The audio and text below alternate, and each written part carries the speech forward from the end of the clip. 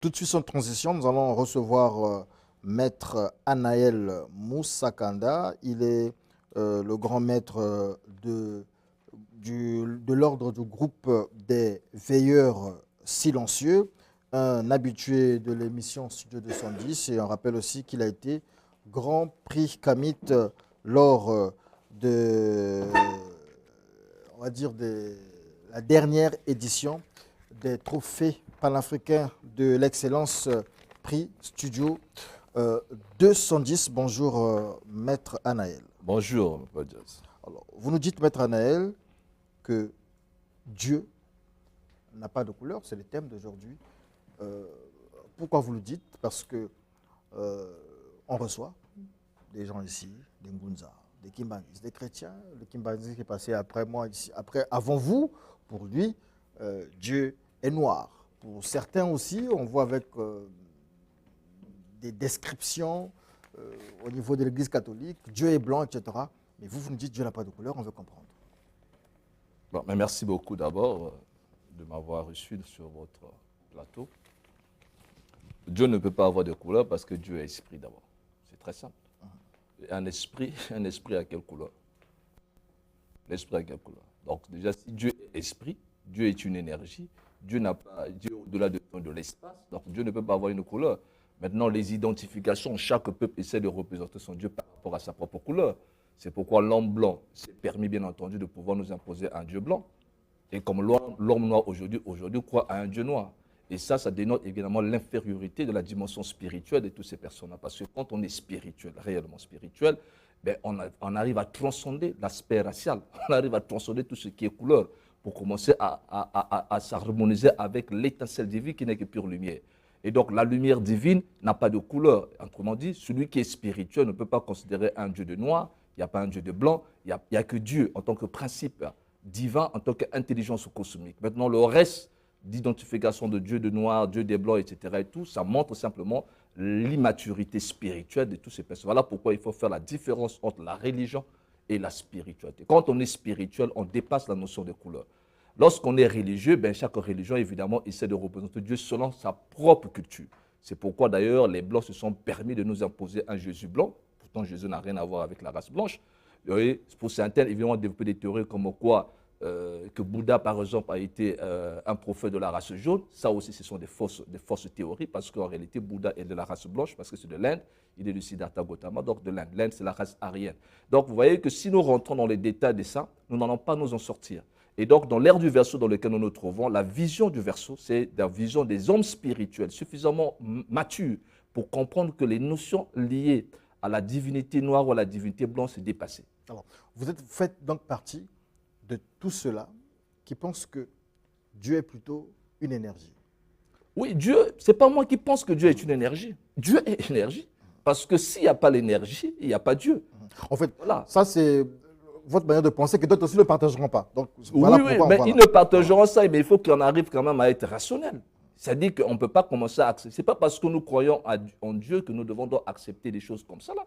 Il faut que la pensée que nous soutenons puisse être démontrée aussi de façon rationnelle, parce que nous avons quand même une raison. Justement. Pourquoi le divin Dieu nous a donné la raison? Dieu, énergie, explication.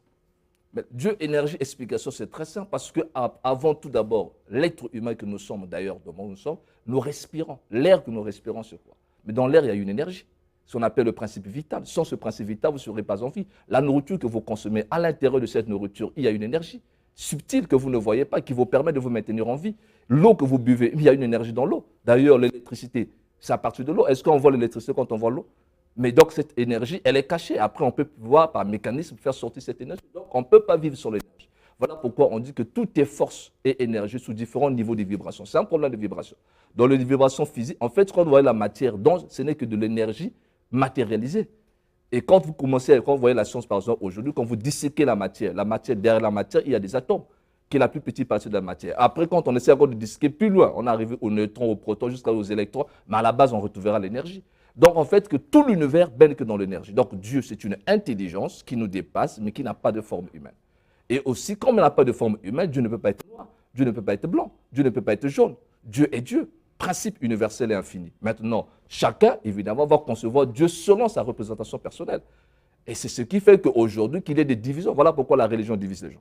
Est-ce que le fait que, je dirais chaque personne, ou peut-être chaque peuple, sinon chaque groupe, conçoit, se fait une représentation de Dieu, selon ce qu'il croit, est-ce que c'est une faute?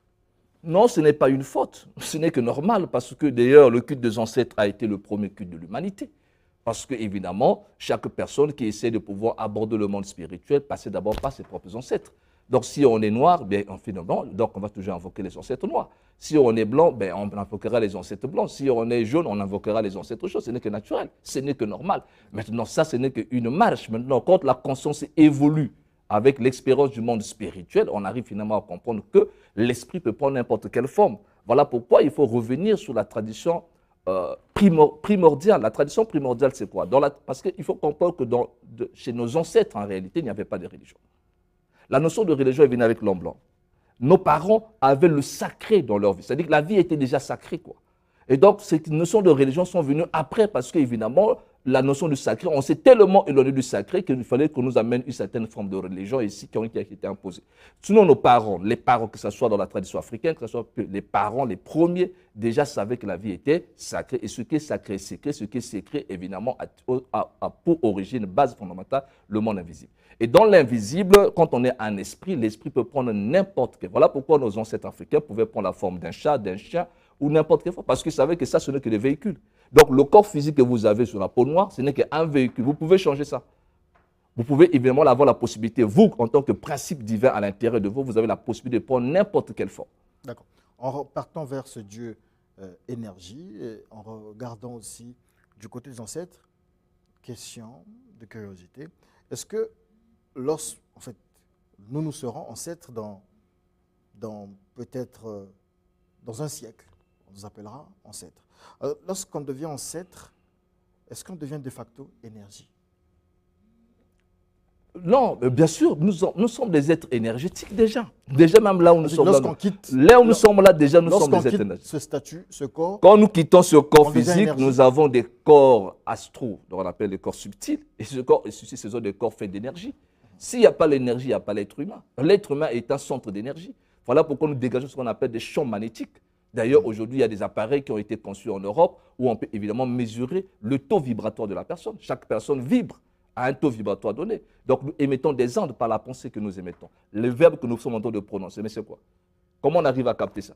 Mais c'est parce qu'il y a des ondes électromagnétiques qui se répandent dans la. Donc, en fait, l'être humain est une énergie. Et donc, Dieu lui-même aussi est une énergie. Tout esprit est une énergie. Mais quand vous transférez, vous guérissez quelqu'un par la prière, mais c'est une énergie que vous émettez. Donc aujourd'hui, déjà, le monde, on est suffisamment évolué aujourd'hui pour comprendre les mystères d'Antiquité. Ce que les parents, nos ancêtres, n'avaient pas les mots pour. Voilà pourquoi la plupart de nos ancêtres, évidemment, représentaient les choses sous forme d'animal. C'était pour montrer que c'était des véhicules qui gardaient cette forme d'énergie. Voilà le symbolisme. Voilà pourquoi vous avez des statuettes en Afrique. Mais derrière une statue, mais à l'intérieur, il y a une entité qui est une énergie. Donc, la statuette devient le véhicule, si vous voulez bien, simplement de cette entité qui se trouve à l'intérieur. Alors, lorsqu'on parle d'énergie, il y a des énergies négatives, il y a des énergies positives. Lorsque j'entends parler, on a l'impression qu'aussi tout est énergie. Maintenant, on repart sur le principe de Dieu en tant qu'énergie. Quels sont les mécanismes? Dans le christianisme, on parle de discernement. Dans certaines religions, on parle de révélation. Mais quels sont les mécanismes qui peuvent permettre à un humain d'identifier Dieu comme énergie? Les mécanismes, c'est la grande clé. C'est cette clé que nous avons perdue, c'est la 4e dimension. Nous vivons dans un univers à 3 dimensions et donc il nous manque une dimension qu'on appelle la profondeur. C'est parce que cette dimension nous manque que nous n'arrivons pas à nous comprendre. C'est tout.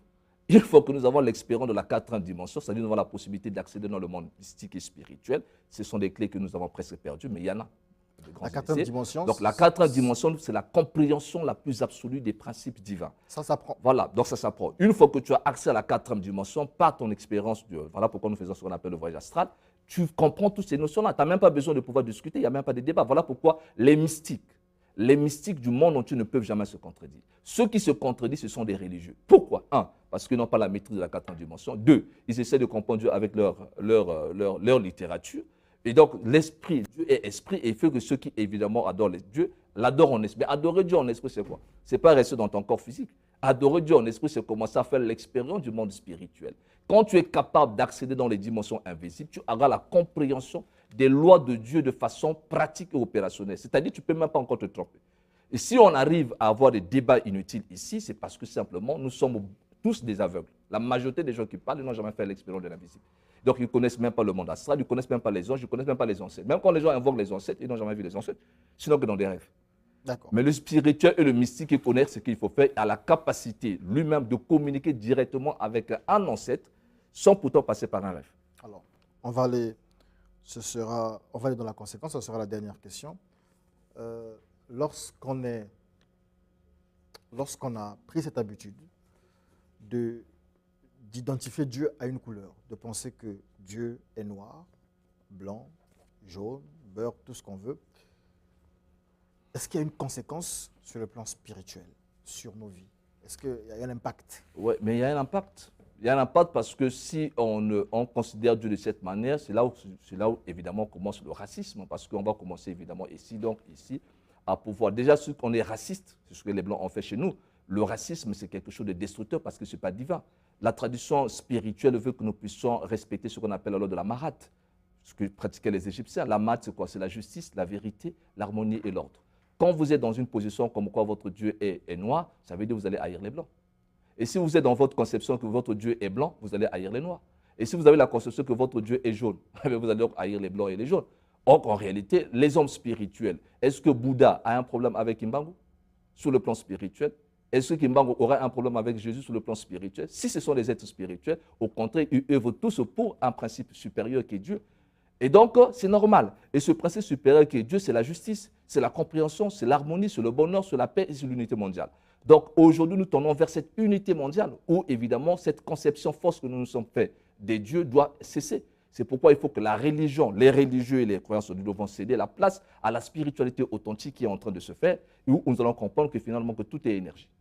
Et si tout est énergie, ça veut dire que Dieu se trouve en chaque être humain, ça veut dire que le Dieu qui est en toi, c'est le Dieu qui est en moi. Qu'il soit blanc, rouge ou noir, peu importe, ce qui est important, c'est qu'il a la présence divine en lui, il a une étincelle divine en lui, et l'âme qui est en lui, évidemment, n'a pas de couleur. D'accord. C'est bien de vous écouter. Vous avez parlé de quatrième dimension. Oui. Quatrième dimension. Mais vous appelez aussi les religions à céder la place à la spiritualité. C'est vrai, donc vous avez parlé de la quatrième dimension. Mais est-ce qu'il y aurait un bâton magique? Est-ce qu'il y aurait une autre formule est-ce qu'il y aurait une possibilité pour que toutes les religions convergent vers l'idée que Dieu est énergie? Peut-être que c'est aussi la solution pour... Oui, c'est la solution. D'ailleurs, la science est en train de nous aider déjà aujourd'hui et je crois que nous sommes en train d'avancer vers cette compréhension du Dieu énergétique, puisqu'aujourd'hui, nous pouvons faire l'expérience du Dieu énergétique en soi dans mon Père et même aussi à l'extérieur de soi. Nous sommes en train de comprendre que beaucoup de mystères sont en train d'être brisés et la clé, c'est le mysticisme. Parce qu'en réalité, il faut être mystique. C'est tout. Le problème, c'est que les gens se sont trop habitués à être religieux. Et quand on est religieux, on est dans la forme, on n'est pas dans le fond. Vous voyez? Donc, le problème de Dieu, il faut être dans l'expérience pratique du divin. Et l'expérience pratique du divin, c'est l'expérience du monde invisible. Pourquoi jusqu'à aujourd'hui, il n'y a pas un ange noir? Quand vous voyez les anges, c'est toujours des anges blancs. Pourquoi? Mais c'est le racisme, c'est la pensée religieuse chrétienne. Parce qu'on se pense que Jésus, il est blanc. Et beaucoup d'Africains aussi acceptent cette théorie, tandis que nous savons que ça n'a rien à voir. Ce sont eux qui nous ont fait ceux qui, en fait, voilà, si je m'en tiens à votre logique, voilà. Comme aussi ceux qui pensent que oui, Jésus est noir. Jésus est noir, etc. Et tout. On n'a pas besoin de tout ça. Ce qui est important, ce n'est pas la peau de Jésus. Ce qui est important, c'est la conscience qu'avait le Christ. C'est cette conscience qu'il faut véhiculer. Parce que dans cette conscience christique, c'est une conscience élevée. C'est un personnage élevé, comme Bouddha d'ailleurs, comme Kimbangu d'ailleurs, comme Matsua d'ailleurs. C'était des gens qui avaient une conscience suffisamment évoluée. C'est pourquoi ils ne pouvaient pas accepter l'injustice que l'homme blanc était en train de faire chez nous. Ce n'est pas parce qu'ils étaient des noirs qu'ils combattaient. Ils combattaient parce que le comportement du blanc était un comportement injuste. Et aucun homme spirituel ne peut accepter là où il y a de l'injustice. C'est pourquoi on prend des positions. Gandhi, par exemple, qui a mené à l'indépendance au niveau de l'Inde, mais il était un spirituel.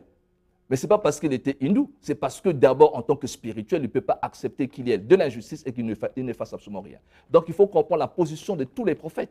Ce n'est pas parce qu'ils étaient dans la peau noire qu'ils ont combattu pour les noirs, non. C'est comme Martin Luther King a mené la révolution avec la ségrégation raciale aux États-Unis. Ce n'est pas parce qu'il était noir, c'est parce que d'abord, il était homme de Dieu et qu'il pouvait comprendre qu'en tant que pasteur, en tant qu'homme de Dieu, qui ne peut pas accepter cette injustice. Donc, il ne combattait pas le blanc, mais il combattait l'injustice de l'homme blanc. Il faut faire la différence. Donc, le problème de la race noire, ce n'est pas un combat contre les blancs qu'on va opposer les blancs avec les noirs. Non. Sinon, le monde n'évoluera pas. Les noirs ne peuvent rien faire sans les blancs ne peuvent rien faire sans les noirs. Comme les noirs ne peuvent rien faire sans la race jaune, les jaunes ne pourront rien faire sans la race noire. Donc, nous sommes en train de tendre vers cette unité. Voilà pourquoi on parle de l'ère du verseau. Donc, l'ère du verseau, c'est l'ère de l'unité mondiale, où il n'y aura pas encore ces problèmes des religions, des dieux, etc. Ça va finir. Avec la compréhension, quand la compréhension va s'élever, les gens vont se rendre compte que je préfère rester chez moi et rentrer dans l'expérience avec Dieu depuis chez moi à la maison. Et que vive la spiritualité. Eh bien, et vivre ma spiritualité tranquillement, parce que je ne suis pas obligé d'aller à l'église pour vivre la spiritualité. Dieu est partout. Et donc, même chez moi à la maison, je peux faire l'expérience du divin. Dans ma toilette de la maison, je fais l'expérience du divin.